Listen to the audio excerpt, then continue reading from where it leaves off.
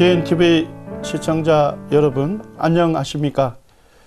이번 시간부터 성경과 과학이란 주제로 강좌를 진행합니다.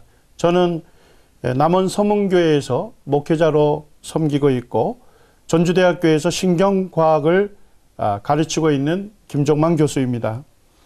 시청하시는 동안 온 우주 만물과 우리를 지으시고 살아계시고 참되신 창조주 하나님을 믿으시고 구원을 얻으시는 은혜가 여러분들에게 임하기를 기원합니다. 왜 하나님만을 믿어야 할까요? 세상에는 많은 종교가 있고 그 각 종교에서 섬기는 많은 신들이 있습니다. 그런데 왜 성경이 말씀하는 하나님만을 믿고 섬겨야 할까요? 성경 역대상 16장 26절에 이렇게 말씀하십니다. 만국의 모든 신은 헛것이나 여호와께서는 하늘을 지으셨도다. 만국의 모든 신은, 세상 나라들이 섬기는 모든 신은 헛것이라는 겁니다. 쉽게 말씀드리면 참된 신이 아니다는 것입니다. 우상에 불과하다는 것입니다. 그렇지만 여호와 하나님께서는 하늘을 지으셨습니다. 이 우주 만물을 지으신 분이 누구십니까? 그분은 바로 하나님 한 분이시기 때문에 그 하나님을 섬겨야 한다는 것입니다. 사람을 창조하시고 사람에게 생명을 주신 분이 누구십니까? 그분은 바로 오직 하나님 한 분이시기 때문에 우리가 하나님을 믿고 섬겨야 한다는 것입니다. 온 우주 만물을 지으시고 우리를 지으신 창조주 하나님을 믿고 섬기는 것은 우리의 합당한 본분이고 당연한 도리임을 알 수가 있는 것입니다. 우리가 어떻게 하나님께서 창조주이심을 알 수가 있을까요? 하나님은 우리에게 두 가지를 주셨습니다. 첫 번째는 성경입니다.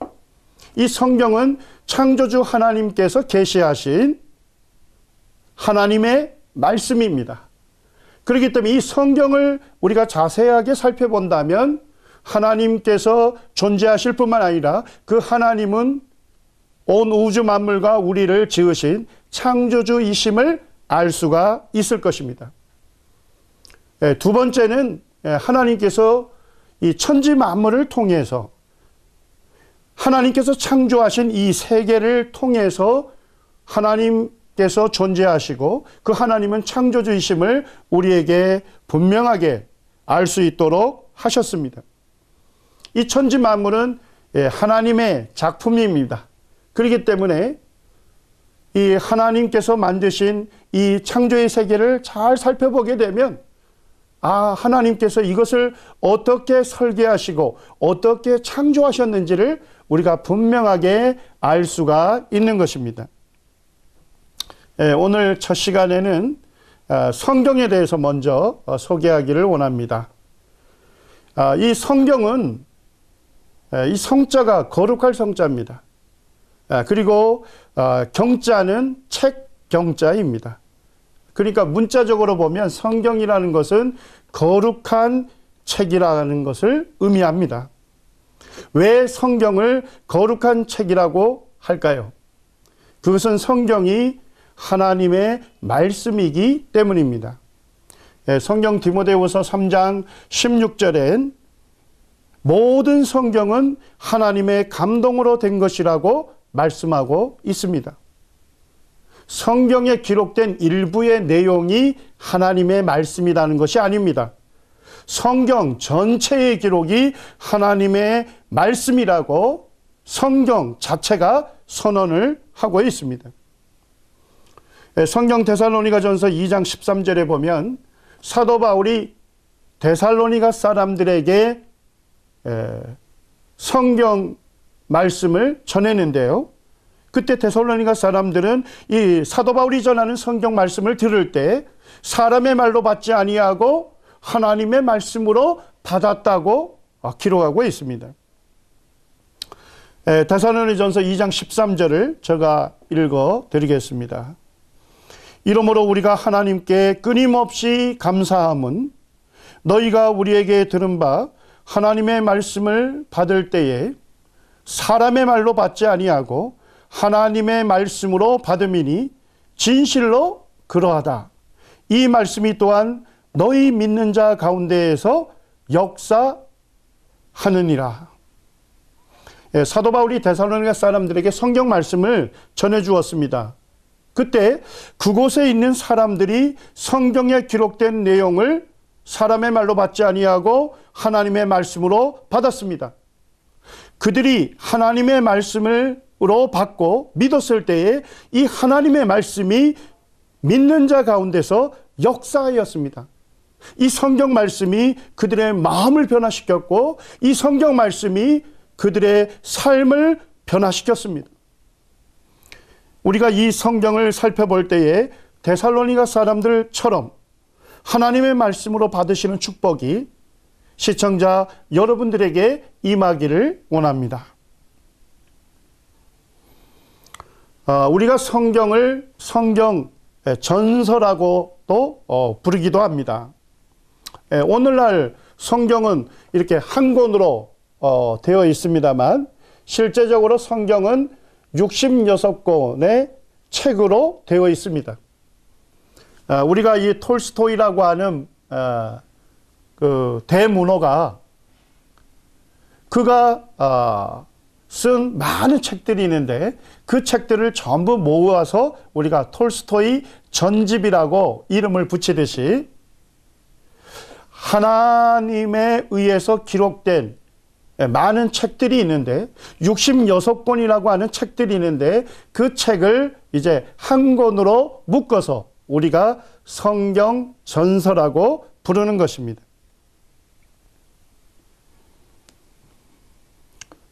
성경은 한 사람에 의해서 기록이 된 것이 아닙니다. 40여 명의 기록자들에 의해서 쓰여졌습니다.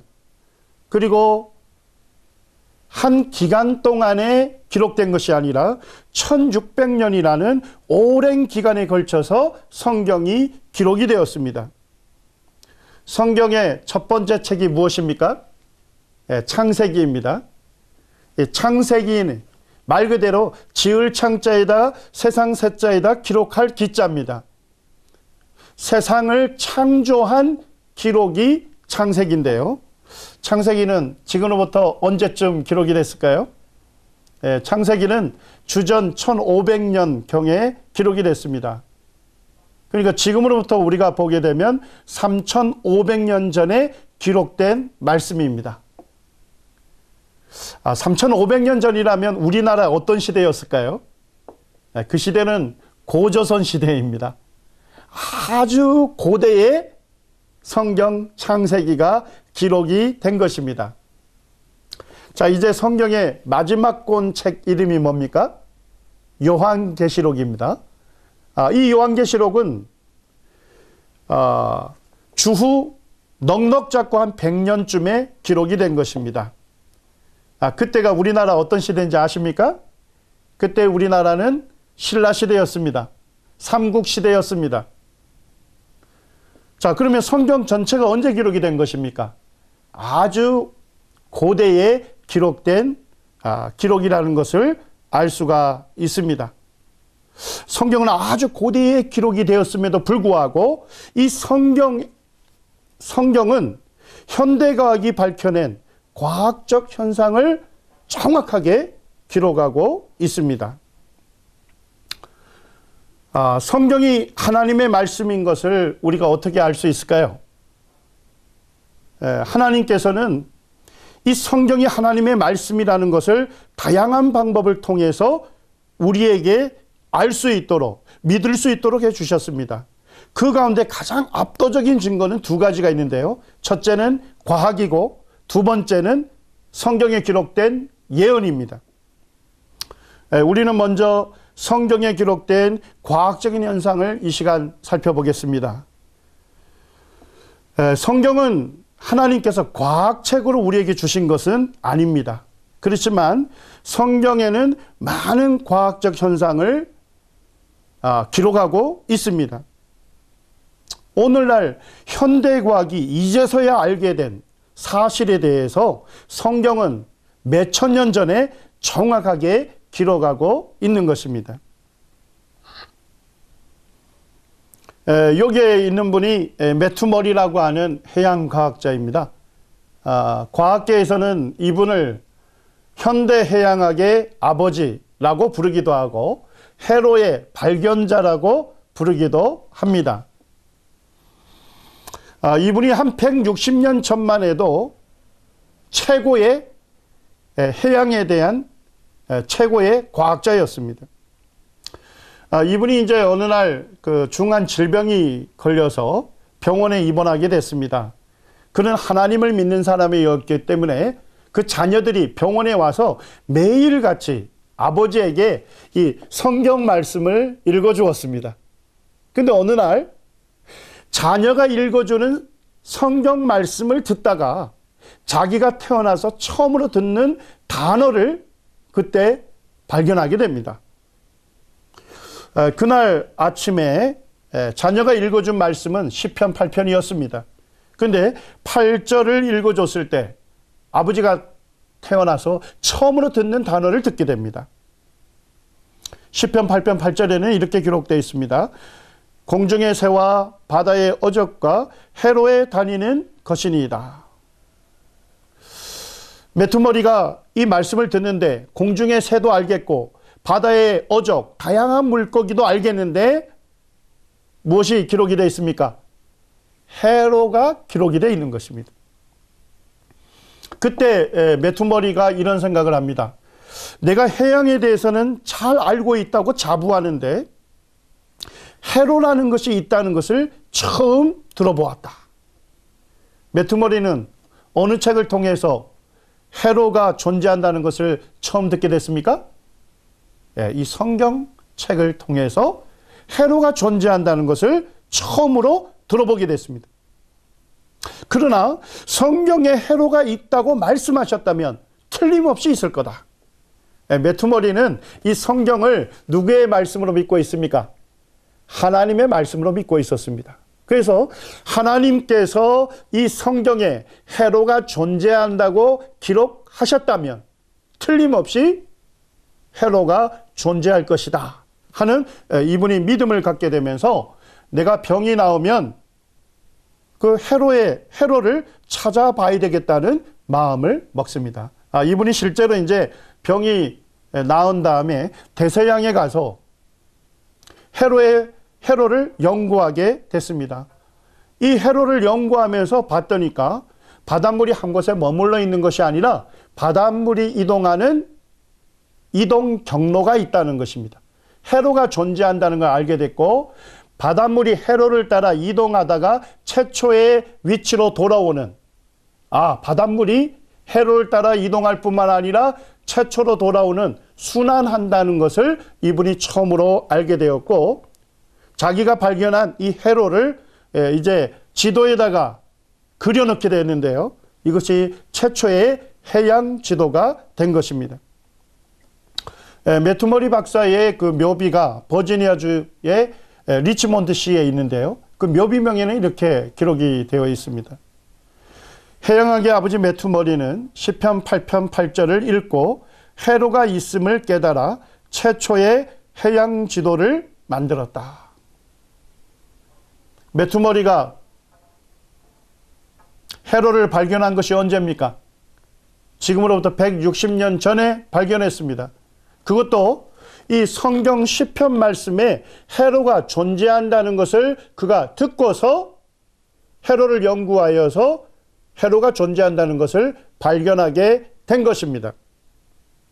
자, 그런데 여러분들 성경 이 시편 말씀이 언제 기록된 건지 아십니까? 이 시편의 말씀은 주전 1000년에 기록이 된 것입니다. 지금으로부터 3000년 전에 기록된 말씀입니다. 최고의 해양과학자가 그것도 성경에 해로가 존재한다는 것 사실을 알고서 연구해서 발견한 것이 지금으로부터 160년 전인데 성경은 어떻게 3500년 전에, 3000년 전에 정확하게 기록해 놓을 수 있었을까요? 이제 두 번째 성경에 기록된 과학적 현상에 대해서 좀 살펴보기를 원합니다. 욥기 38장 16절에는 하나님께서 욥이라는 믿음의 인물에게 이렇게 묻습니다. 내가 바다의 샘을 들어갔었느냐? 내가 바다의 샘에 들어갔었느냐? 깊은 물밑으로 걸어다녀 보았느냐? 하는 질문을 하고 있습니다.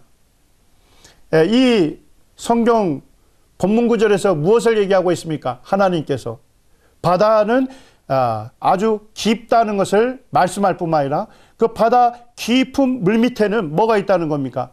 바다에 샘이 있다. 샘물이 있다는 것을 말씀하고 있는 것입니다. 현대의 최첨단 장비들은 이전에는 결코 알 수 없었던 지식을 우리 세대에 제공하고 있습니다. 1973년에 최초로 수심이 1000m보다 더 깊은 아주 깊은 대양 바닥에 열수구를 통해서 아주 뜨거운 물이 솟아 뿜어나오는 장면을 촬영하게 됐습니다. 말 그대로 깊은 심해 대양 바닥에 뭐가 있다는 걸 알게 됐습니까? 바다에 샘물이 있다는 그것을 직접 촬영하게 된 것입니다. 이 새로운 발견은 하나님이 수천 년 전에 욥에게 하셨던 질문을 생각나게 하는 것입니다.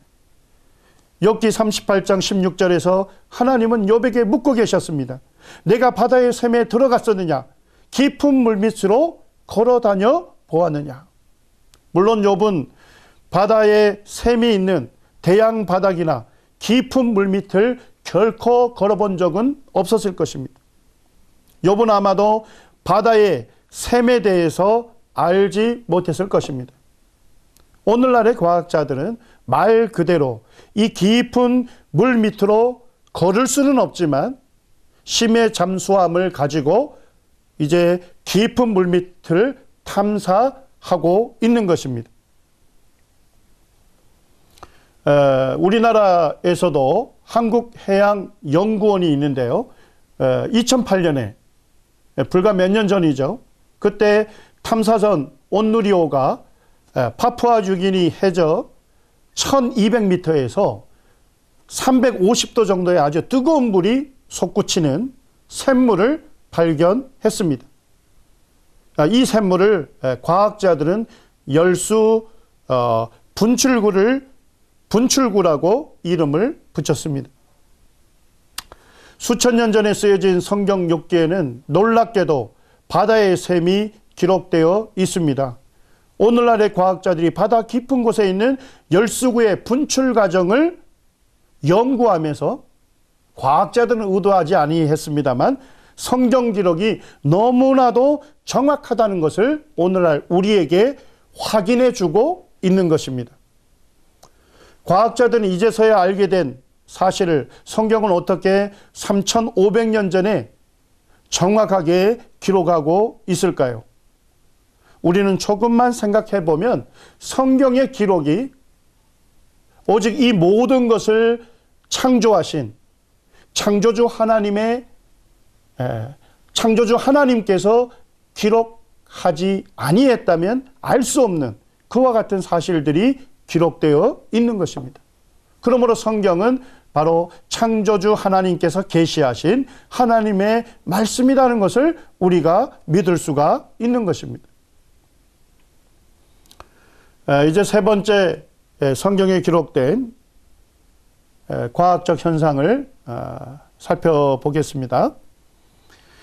창세기 17장에는 하나님께서 믿음의 사람인 아브라함과 언약을 맺는 것이 기록이 되어 있습니다.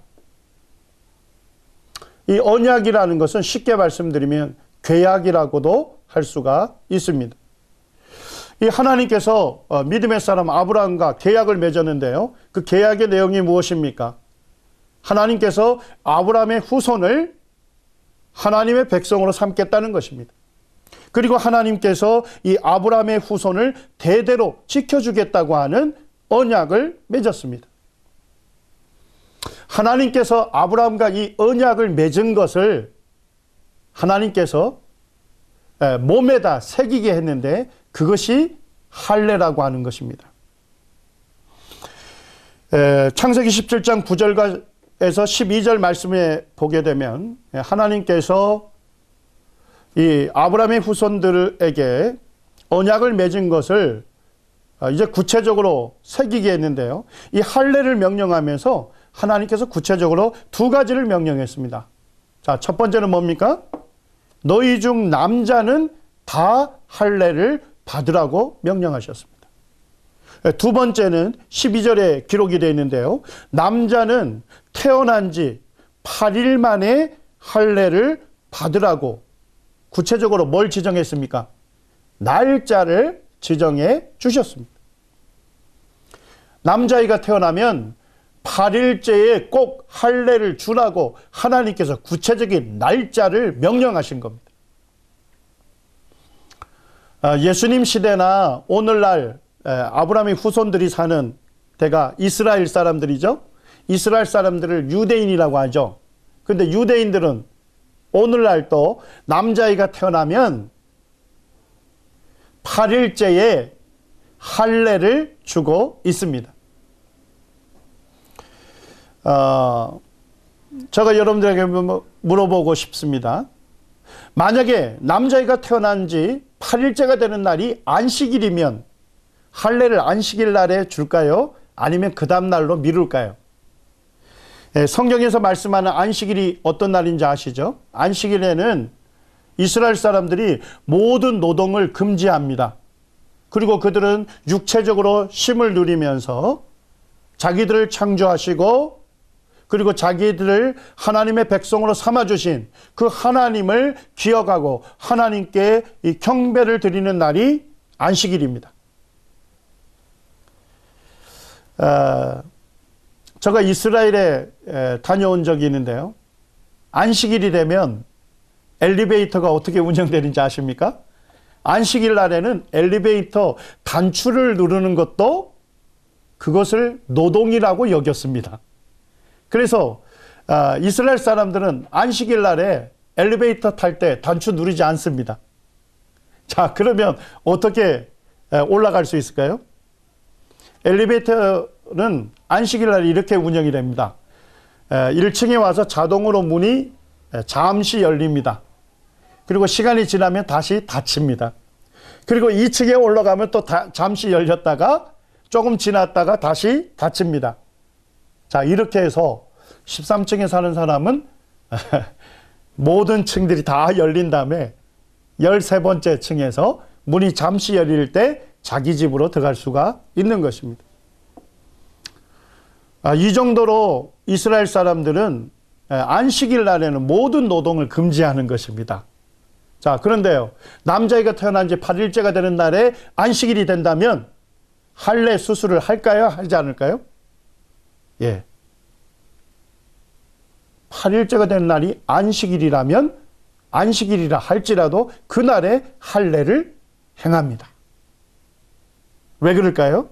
바로 창세기 17장에 하나님께서 남자아이가 태어난 지 8일 만에 할례를 주라고 하나님께서 명령하셨기 때문에 지금 3500년이 지난 오늘날에도 유대인들이 이 하나님의 명령에 순종을 하고 있는 것입니다. 의학자 중에 스칸질러라는 사람이 있었는데 그가 이 본문의 말씀을 읽다가 하나님께서 남자아이가 태어난 지 구체적으로 8일째에 할례를 주라고 명령하셨다면 분명히 목적이 있을 것이다. 분명한 이유가 있을 것이다. 이런 마음으로 이분이 이제 연구를 하게 됐습니다. 할례 수술이 어떠한 수술인지 아시죠?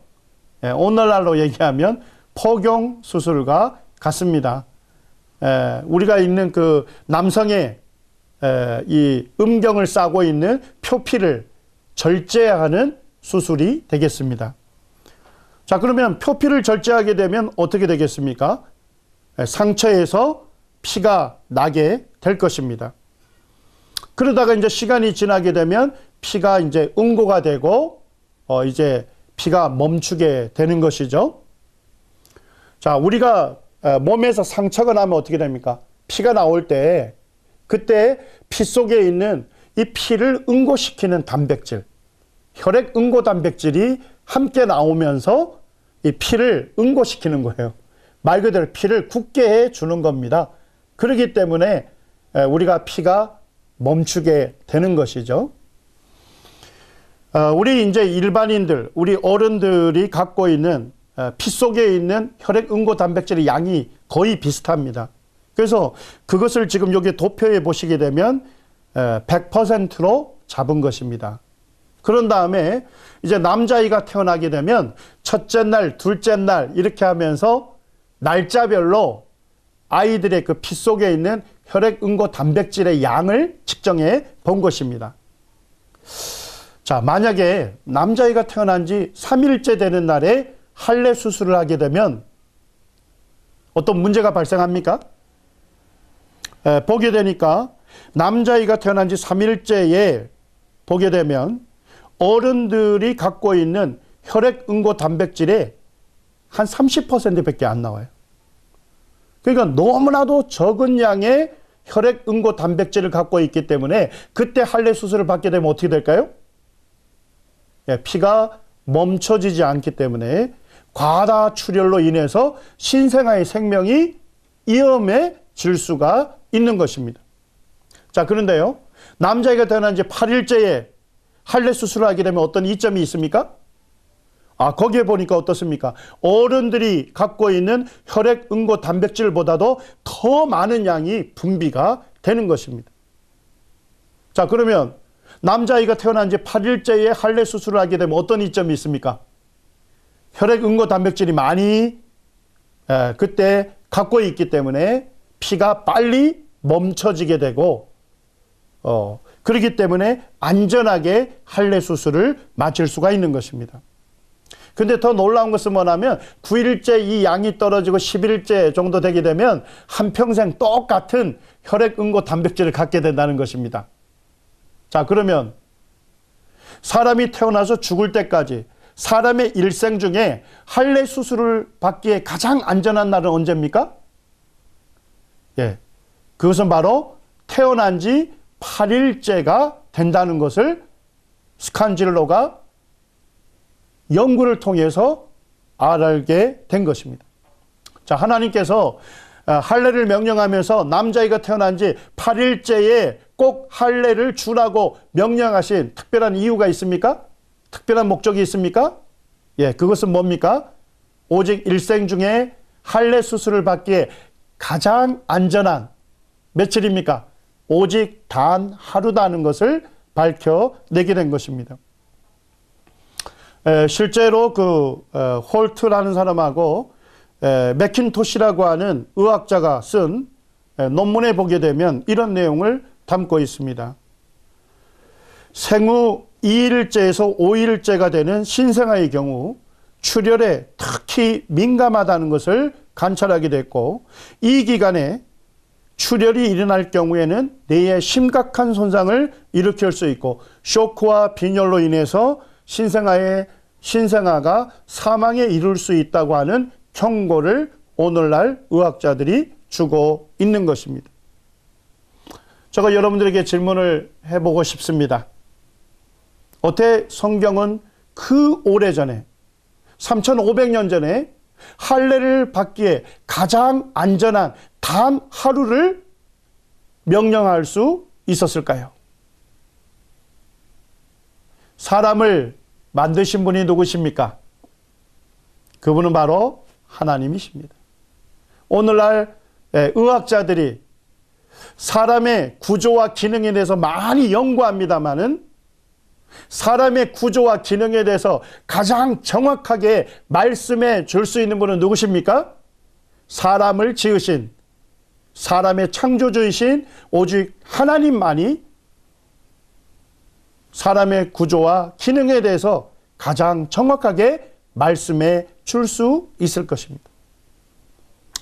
오늘 이것을 잠시 살펴봤습니다만 이것만 보게 되면 성경이 바로 창조주 하나님께서 계시하신 하나님의 말씀이다 하는 것을 우리가 분명하게 알 수가 있고 믿을 수가 있는 것입니다. 우리는 이 몇 가지 증거만 살펴보게 되면 바로 하나님께서 바로 사람을 지으신, 사람을 창조하신 창조주다 하는 것을 우리는 알 수 있고 믿을 수가 있는 것입니다.